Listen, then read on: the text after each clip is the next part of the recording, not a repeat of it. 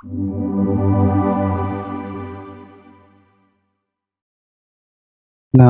tassa bhagavato arahato samma sambuddhassa. Namo tassa bhagavato arahato samma sambuddhassa. Namo tassa bhagavato arahato samma sambuddhassa. Diso disang yang tangkaira weriwa pakna weri nang micha panihitang citang papio nang tato kare ti. Bermacam luka, hal-hal yang menyakitkan dapat dibuat oleh mereka yang saling bermusuhan dan membenci.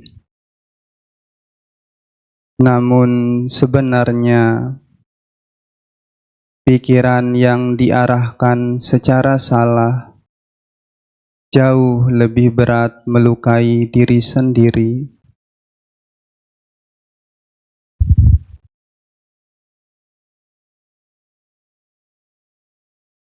Yang saya hormati pimpinan puja, Bapak Ibu upasaka upasika sekalian, selamat pagi semuanya. Terpujilah Sang Buddha, Namo Buddhaya.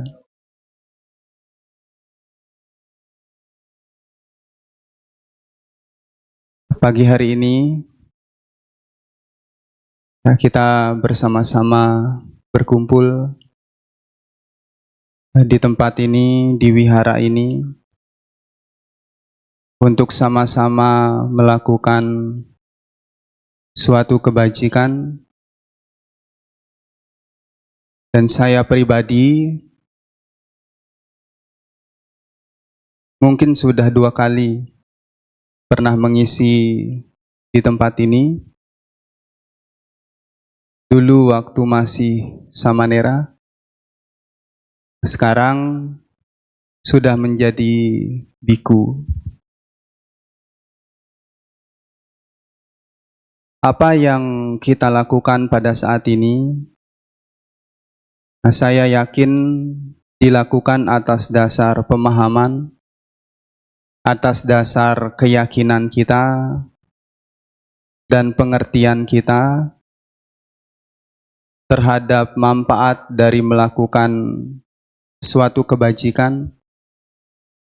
Kita memahami bahwa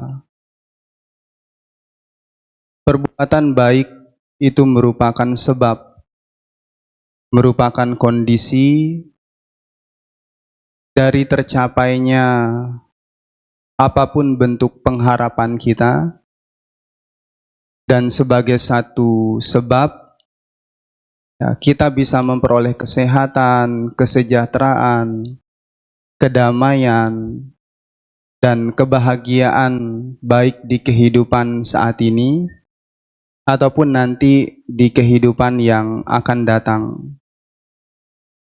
Tetapi terlepas daripada itu semua, terkadang di dalam realita, dalam proses kehidupan yang kita jalani, kita tidak hanya mendapatkan suatu kebahagiaan, kita tidak hanya mendapatkan kesenangan, kita tidak hanya mendapatkan apa yang kita inginkan, tetapi terkadang juga kita mendapatkan penderitaan, tidak tercapainya apa yang kita harapkan. Dan kalau kita melihat dari sudut pandang ini, maka sejatinya kehidupan kita itu akan terus berproses dan saling berganti. antara kebahagiaan ataupun penderitaan. Dan tatkala ketika kita berhadapan dengan situasi yang seperti itu, kalau kita mendapatkan kebahagiaan, ya kita pasti akan merasa senang. Tapi ketika penderitaan itu datang, kita terkadang tidak mampu untuk menerima realita itu, kemudian memunculkan satu pemikiran berkaitan tentang bagaimana ke depannya nanti, dan berkaca lagi dari pengalaman yang sudah kita lalui berkaitan dengan penderitaan itu. Nah, maka dari sinilah akhirnya saya memutuskan untuk mengambil satu tema pembahasan, yaitu berkaitan dengan pikiran dan kenyataan. Nah, antara pikiran dan kenyataan ini merupakan dua hal yang saling berhubungan erat. Tidak akan bisa dipisahkan, terutama bagi kita, orang-orang yang masih memiliki kekotoran batin. Nah, kita melihat dari satu perspektif dulu. Kita melihat dari pikiran dulu. Nah, kita sama-sama memiliki pikiran. Meskipun kita sama-sama memiliki pikiran, tetapi apa yang kita pikirkan, apa yang muncul di pikiran kita, itu bisa jadi berbeda-beda. Meskipun kita dihadapkan dengan satu objek yang sama, meskipun kita dihadapkan dengan satu realita yang sama, bisa jadi pikiran yang muncul, bentukan-bentukan pikiran yang muncul ketika kita menghadapi realita itu berbeda-beda. Nah, pada saat ini Bapak Ibu melihat ke arah saya, mendengarkan suara saya. Tapi bisa jadi pikiran yang muncul berbeda-beda. Atau bisa jadi jasmaninya ada di sini, tapi pikirannya tidak ada di sini. Dan inilah manusia. Dan sebagai contoh juga, ketika ada satu permasalahan yang mungkin saya berikan kepada Bapak Ibu yang berada di sini, ketika saya menanyakan solusi dari permasalahan itu antara satu orang dengan orang yang lainnya, bisa jadi juga saya mendapatkan variasi jawaban yang berbeda-beda. Dan itu terbentuk dari pengetahuan-pengetahuan yang sudah kita dapatkan. Pengalaman-pengalaman hidup yang sudah dijalani. Dan juga dipengaruhi oleh kebiasaan-kebiasaan yang seringkali kita lakukan. Maka dalam hal ini sangat penting bagi kita untuk bagaimana mengelola pikiran kita. Bagaimana agar bisa menjinakkan pikiran kita, melenturkan pikiran kita, supaya ketika dihadapkan dengan sesuatu yang tidak menyenangkan, kita bisa mengendalikannya. Pikiran itu tidak kemudian diseret oleh hal-hal yang tidak menyenangkan atau diseret oleh hal-hal yang menyenangkan. Maka dalam beberapa kesempatan Sang Buddha pernah menyampaikan, Duni gahasa lahuno, yatha kamani patino, citasa dhammato sadu, citang dantang sukawahang. Mengawasi pikiran yang sukar dikendalikan, binal dan mengembara sesuka hati adalah baik.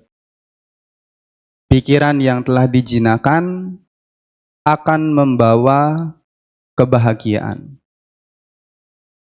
Seperti juga yang kita ketahui dalam syair Dhammapada yang pertama, Di sana Sang Buddha menekankan bahwa pikiran itu adalah pelopor. Pikiran itu adalah pembentuk. Dan sepatutnya hal yang penting dan utama untuk kita prioritaskan adalah bagaimana kita bisa mengelola pikiran kita.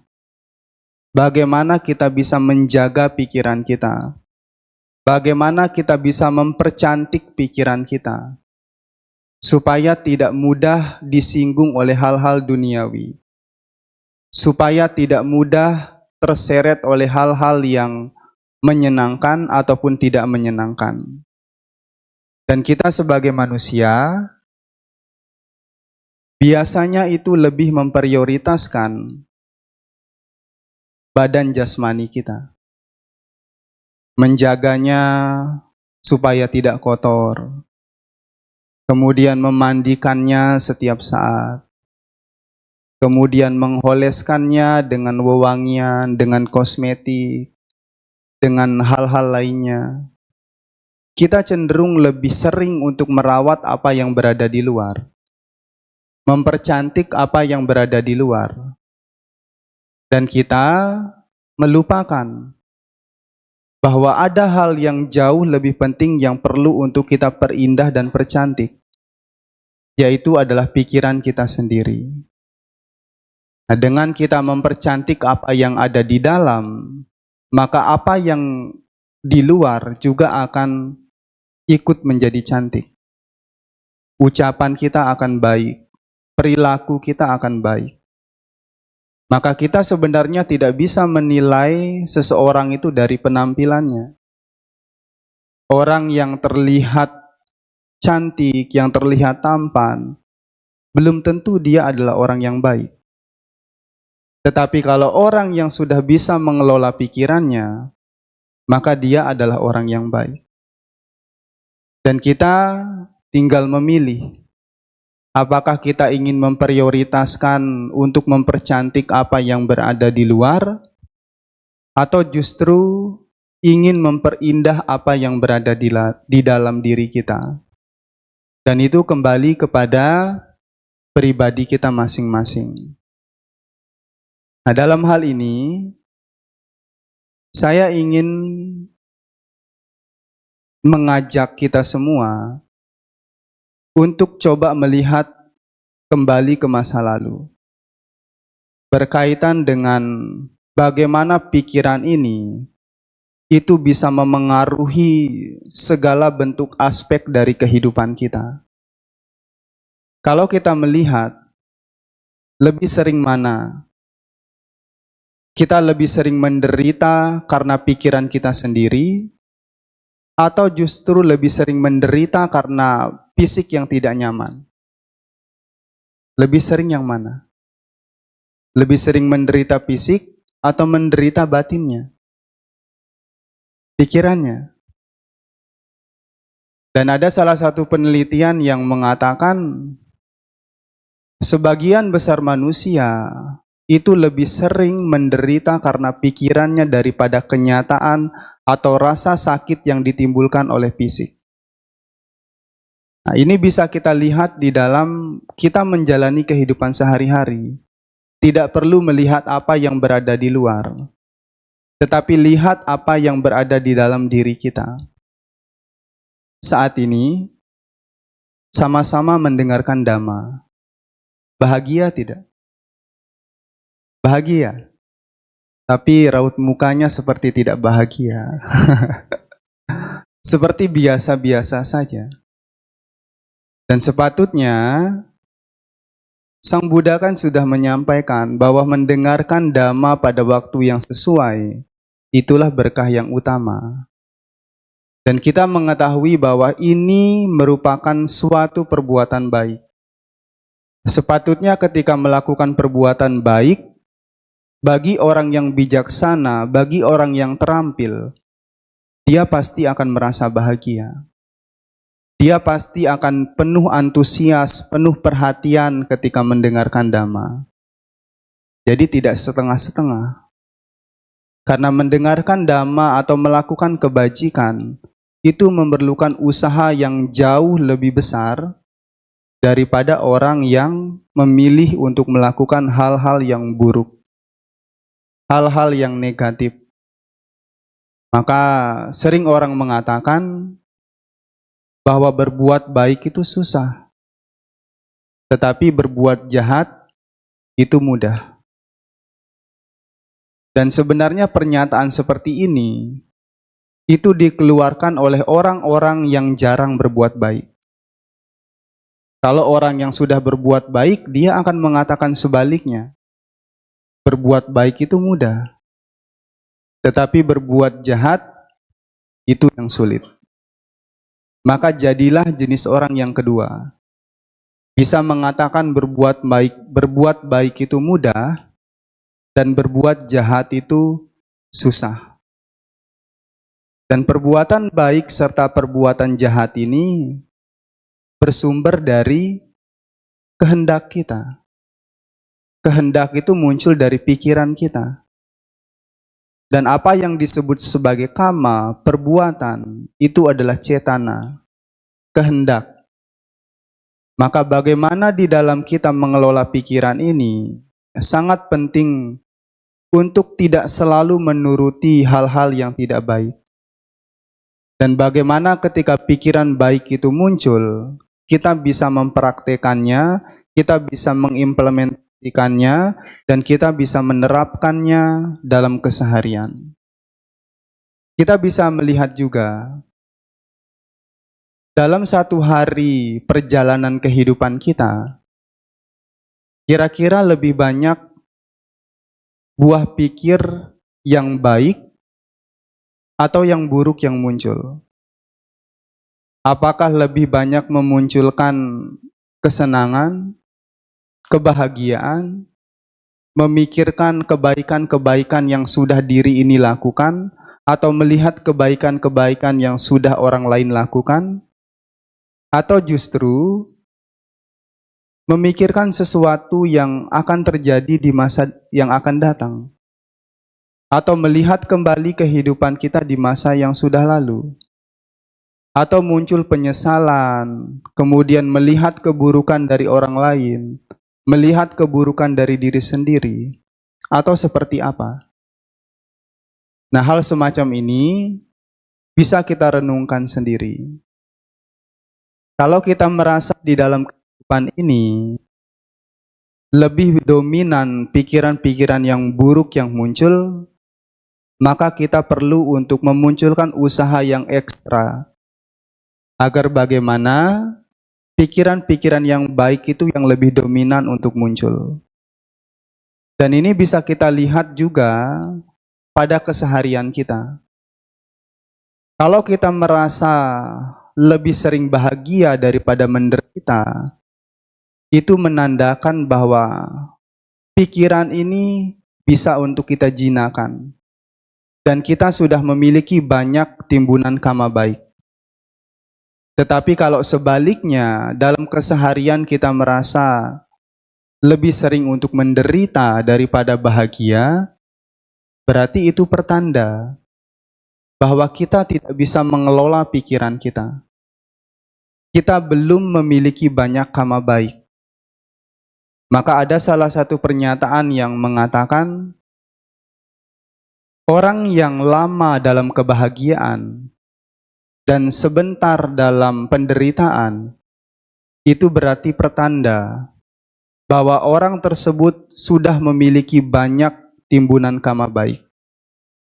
Tetapi kalau sebaliknya, orang lebih lama dalam penderitaan dan sebentar dalam kebahagiaan, itu menjadi contoh bahwa dia memiliki sedikit kama baik dan kama buruknya sedang berbuah.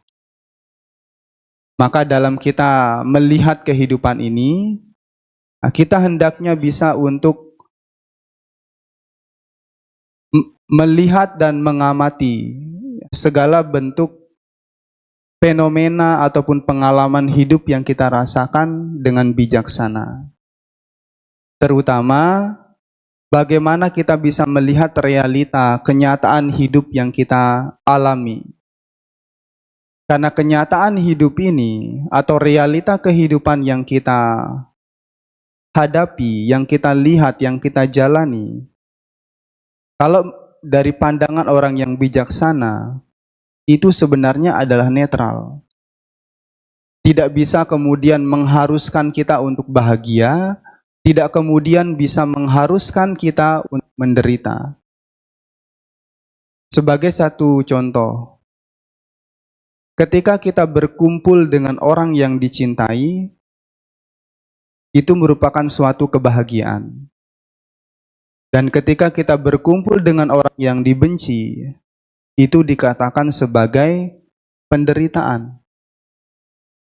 Itu hanya bisa dirasakan, itu hanya bisa dialami oleh orang-orang yang tidak bijaksana. Tetapi kalau orang yang bijaksana, meskipun berkumpul dengan orang-orang yang melukainya, yang menyakitinya, yang membencinya, dia tidak akan merasa menderita. Karena dia tahu bahwa apapun yang berada di luar dari diri kita, itu tidak bisa kita kendalikan. Tetapi respon kita, reaksi kita, persepsi dan pemikiran kita, itulah yang bisa kita kendalikan. Maka ucapan orang lain terhadap kita, perilaku orang lain terhadap kita, itu tidak bisa kita kendalikan. Tetapi tanggapan kita, pemikiran kita atas ucapan buruk orang lain, itu kita sendiri yang menentukan. Maka ketika orang lain mungkin memukul kita, apakah kita kemudian harus marah? Harus marah tidak kalau orang lain memukul? Harus marah tidak? Harus jawab saja begitu. Sebenarnya kita tidak harus marah. Ketika orang lain memukul kita, mencaci maki kita, merendahkan harga diri kita, respon itu tidak harus marah. Kita bisa memilih kok. Kita ini kan manusia yang bebas, yang bisa menentukan mau melakukan apapun itu, termasuk terhadap reaksi kita, terhadap respon kita. Ketika orang lain memukul kita, mencaci maki kita, orang yang tidak bijaksana pasti akan marah. Orang yang tidak terampil di dalam mengelola emosinya, yang tidak terampil di dalam mengelola kondisi batinnya, pasti dia akan marah. Tetapi kalau kita berkaca dari orang yang bijaksana, seperti contohnya siswa-siswa Sang Buddha yang sudah mencapai tataran-tataran kesucian, ketika beliau dicaci maki, direndahkan, dipukul, beliau tidak akan menjadi marah dan benci.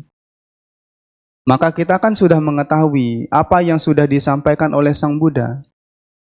Kebencian itu tidak akan pernah berakhir kalau dibalas dengan kebencian. Kebencian itu akan berakhir kalau dibalas dengan cinta kasih. Maka kalau kemarahan dibalas dengan kemarahan, itu tidak akan pernah selesai. Bahkan setelah kita meninggal dari kehidupan ini, bisa jadi di kehidupan yang akan datang, kita masih membawa benih kama itu. Dan itu bisa menjadi sebab kita bisa dilahirkan di alam yang menderita, di alam-alam yang menyakitkan. Oleh karena itu, ketika kita melihat satu realita, lihatlah sebagaimana adanya. Kalau seringkali di dalam praktek meditasi biasanya ditekankan, yata buta nyana dasana. Bahwa lihatlah segala sesuatu itu dengan bijaksana, dengan sebagaimana adanya.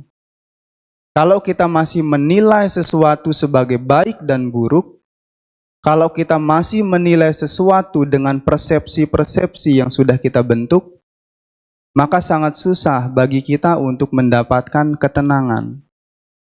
Mungkin kita bisa masih mendapatkan kebahagiaan, tapi kalau ketenangan, itu akan sangat susah didapatkan kalau kita masih menilai sesuatu itu dengan pengalaman di masa lalu atau membentuk imajinasi di masa yang akan datang.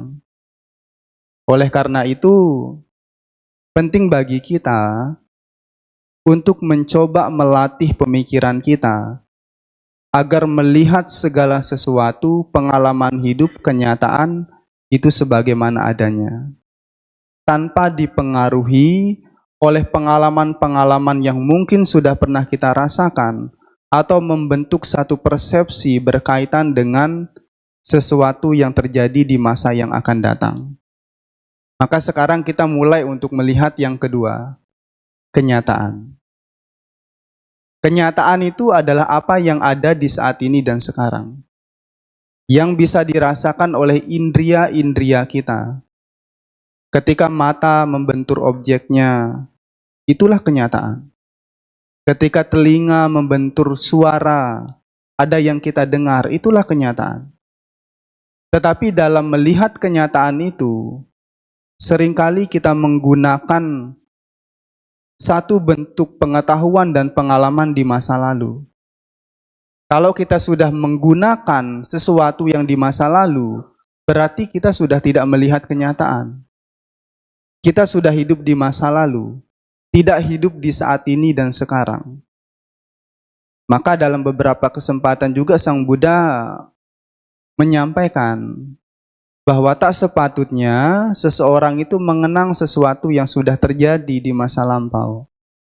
Dan tak sepatutnya juga seseorang itu berharap terhadap sesuatu yang akan terjadi di masa depan.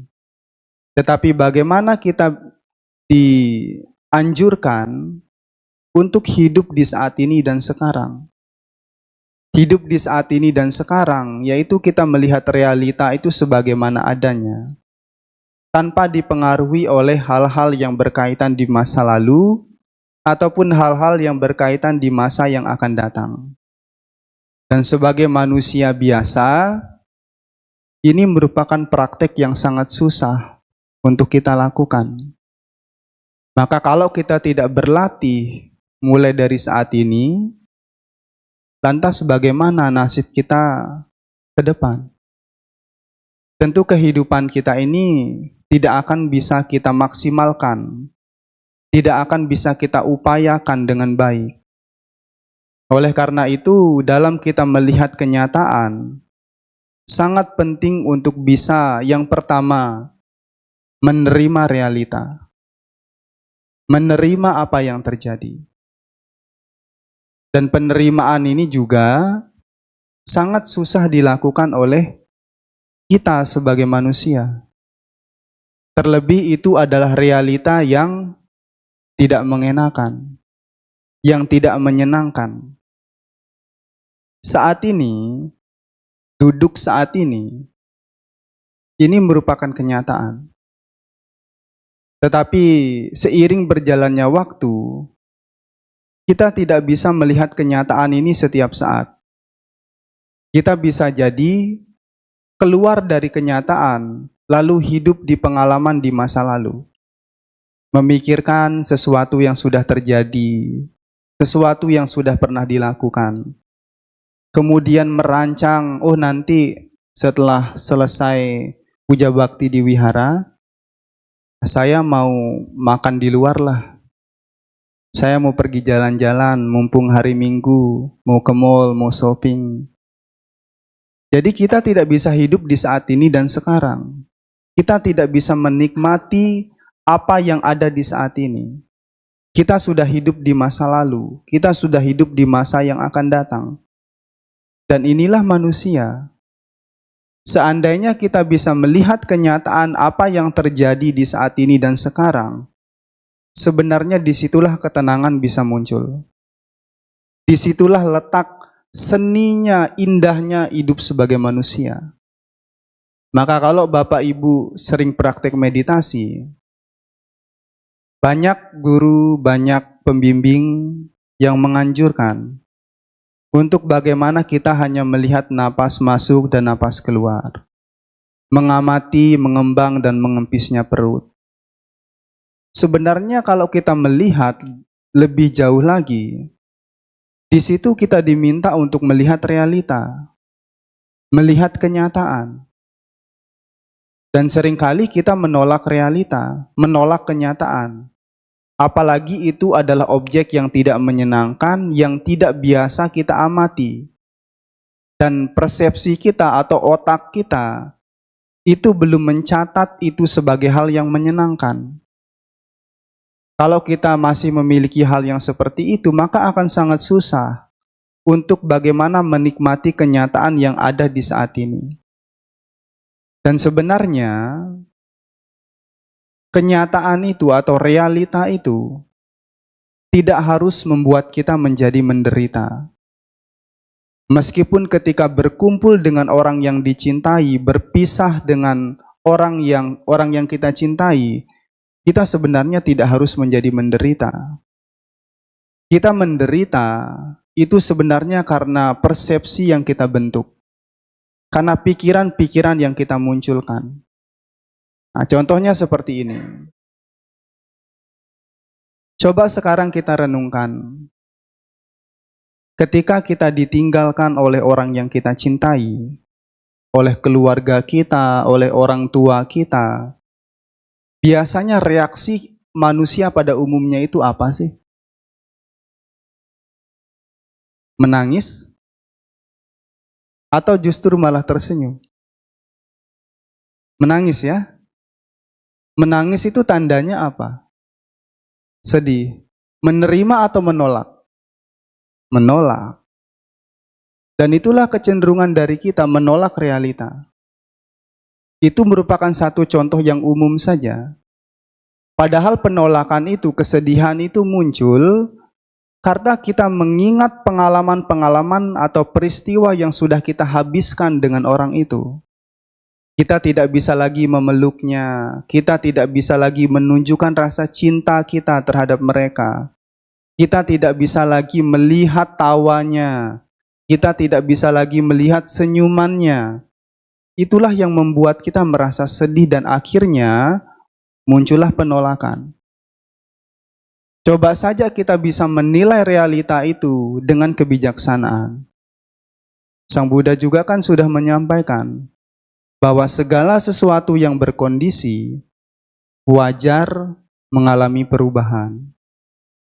Kita sebagai manusia akan menjadi sakit, kita sebagai manusia akan menjadi tua, dan pada akhirnya kita akan meninggal, akan mati. Coba persepsi itu, pengetahuan seperti itu kita munculkan. Reaksi kita terhadap kenyataan itu akan berubah. Yang awalnya kita menangis, ketika melihat itu lagi, kita menjadi tersenyum bahwa melihat, oh ternyata apa yang disampaikan oleh Sang Buddha itu adalah benar adanya. Dan nanti saya juga akan mengalami hal yang sama. Entah saya yang meninggalkan orang yang saya cinta terlebih dahulu, atau orang yang saya cinta meninggalkan saya lebih dahulu. Itulah yang akan terjadi. Maka penerimaan di sini tidak hanya sekedar kita menerima saja, tetapi penerimaan itu dilandasi dengan kebijaksanaan. Kalau dalam istilahnya, itu adalah yoniso manasikara. Perhatian yang bijaksana. Nah, perhatian yang bijaksana ini cangkupannya itu luas sekali. Dan kalau kita mampu menerapkan satu poin dhamma ini saja, kita bisa melihat transformasi dari kehidupan kita. Yang awalnya kita menjadi manusia yang penuh dengan kegelisahan, kecemasan, overthinking, dan lain sebagainya, kita akan bisa menjadi manusia yang tenang, yang penuh akan kedamaian, dan bisa memunculkan kebahagiaan kapan saja dan di mana saja, tanpa bergantung kepada orang-orang tertentu, dan tanpa bergantung kepada objek yang berada di luar dari diri kita. Dan ini satu hal yang menarik. Kita sebagai manusia seringkali meletakkan kebahagiaan kita pada sesuatu yang berada di luar dari diri kita. Yang laki-laki, suami, meletakkan kebahagiaan pada istrinya. Yang istrinya, yang perempuan, meletakkan kebahagiaan pada suaminya. Lalu suami istri ini meletakkan kebahagiaan pada anak dan cucunya. Dan begitu pula seterusnya. Kita sering meletakkan kebahagiaan pada sesuatu yang berada di luar dari diri kita. Meletakkan kebahagiaan pada orang, meletakkan kebahagiaan pada benda-benda tertentu, pada uang, perhiasan, rumah, mobil, dan lain sebagainya. Kita sering melakukan hal yang semacam itu. Dan kalau kita melakukan atau meletakkan kebahagiaan pada sesuatu yang berada di luar dari diri kita, maka siap-siaplah untuk menderita.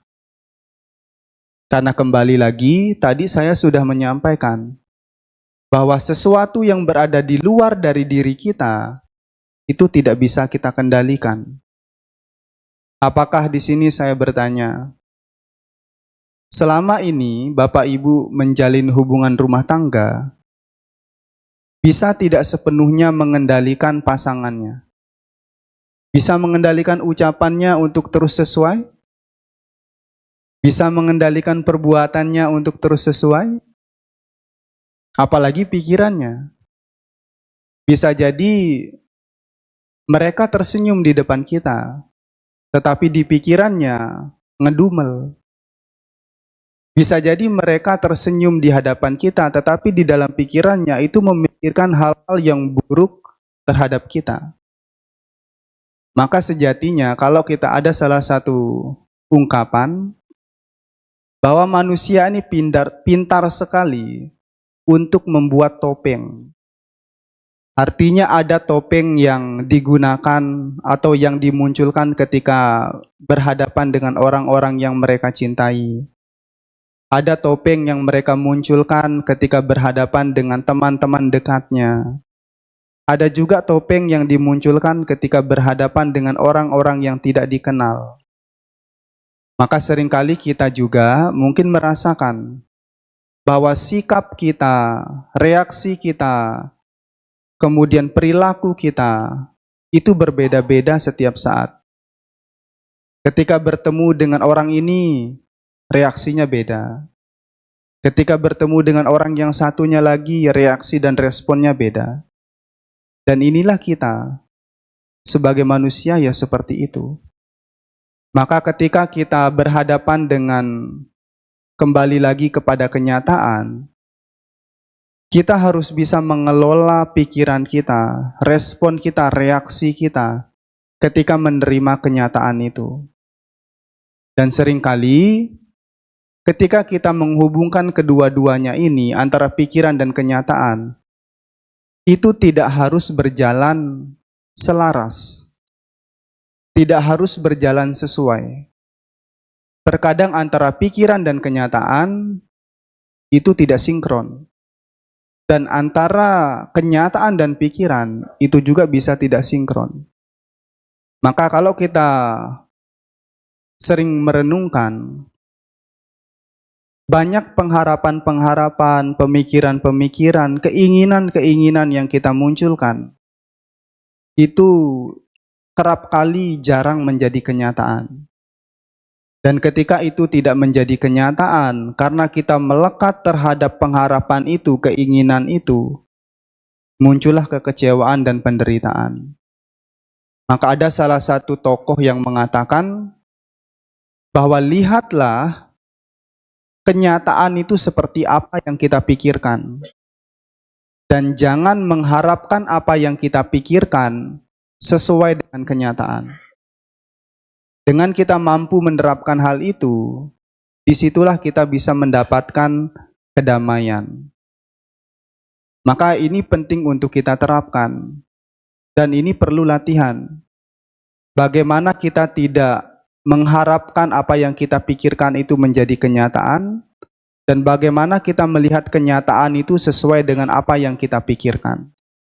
Ini merupakan seni juga ketika kita menjalani kehidupan ini. Dan tentunya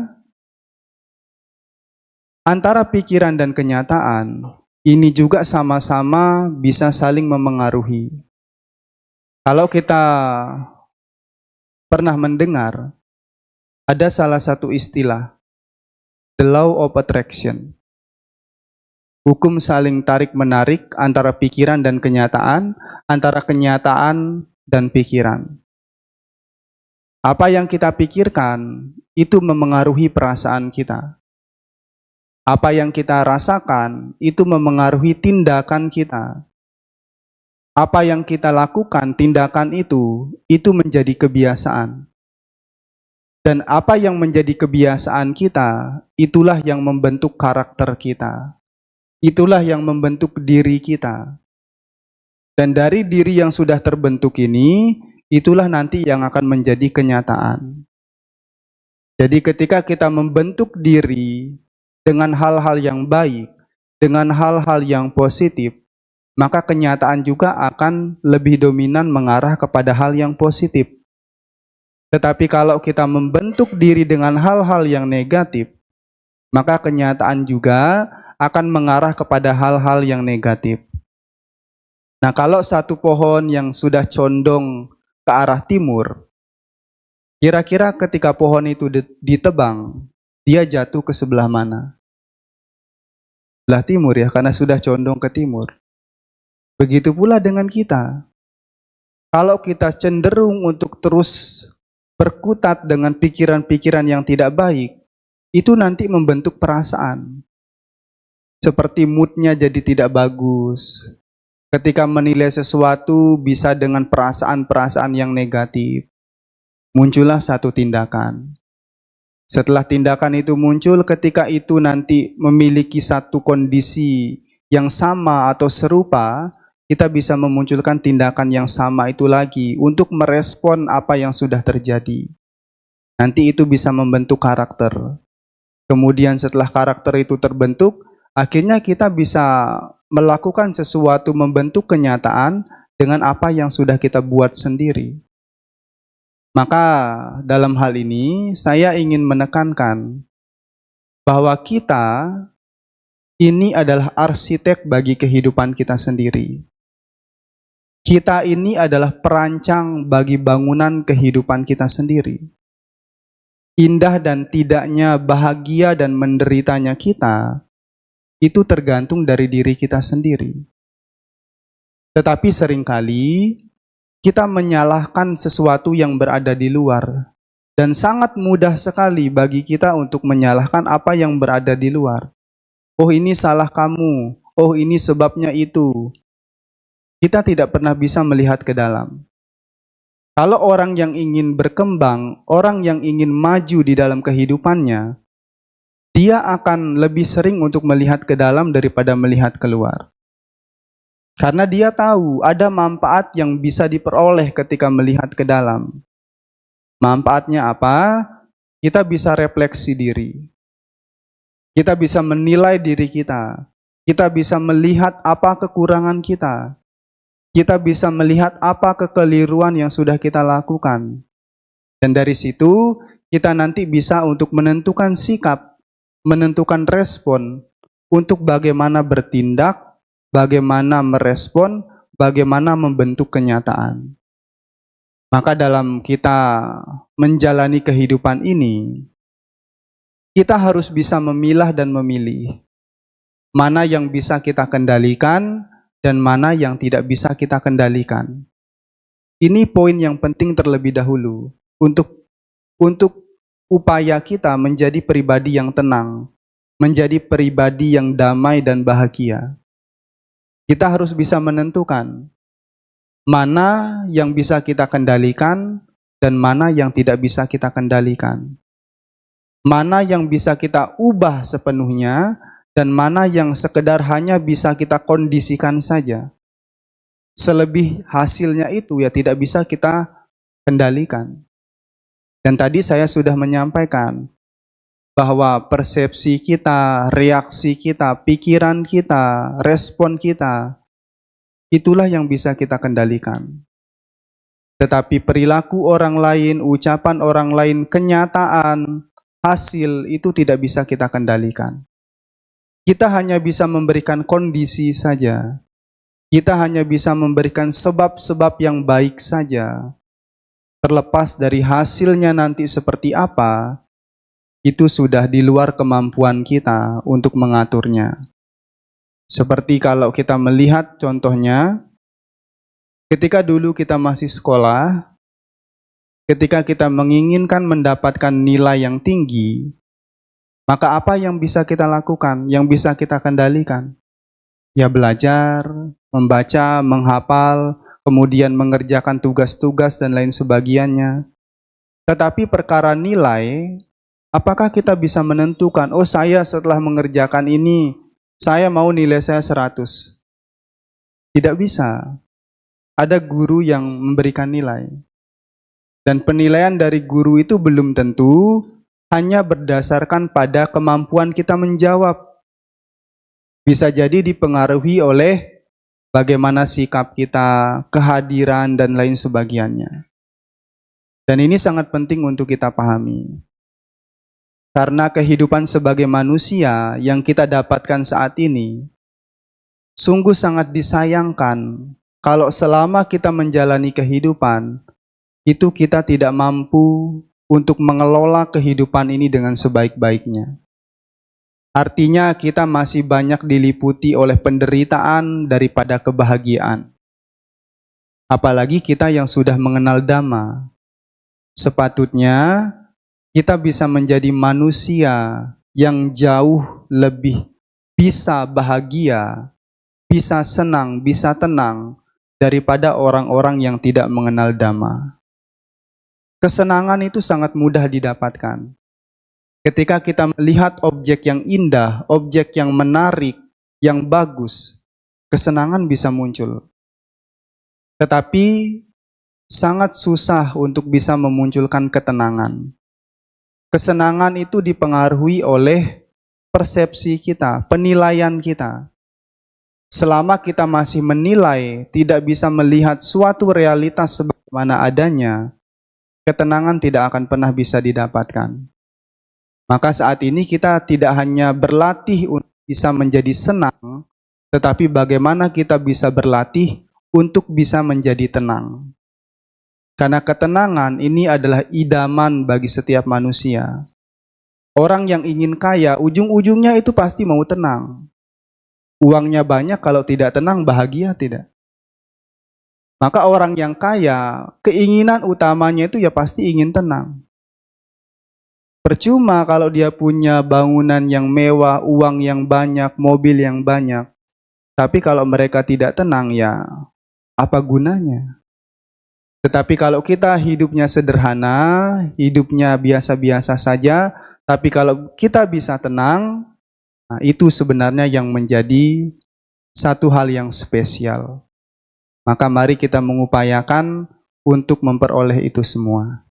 Demikian yang dapat disampaikan. Semoga bisa bermanfaat. Saya akhiri, Sabesata Bhavantu Sukhitata. Semoga semua makhluk hidup berbahagia.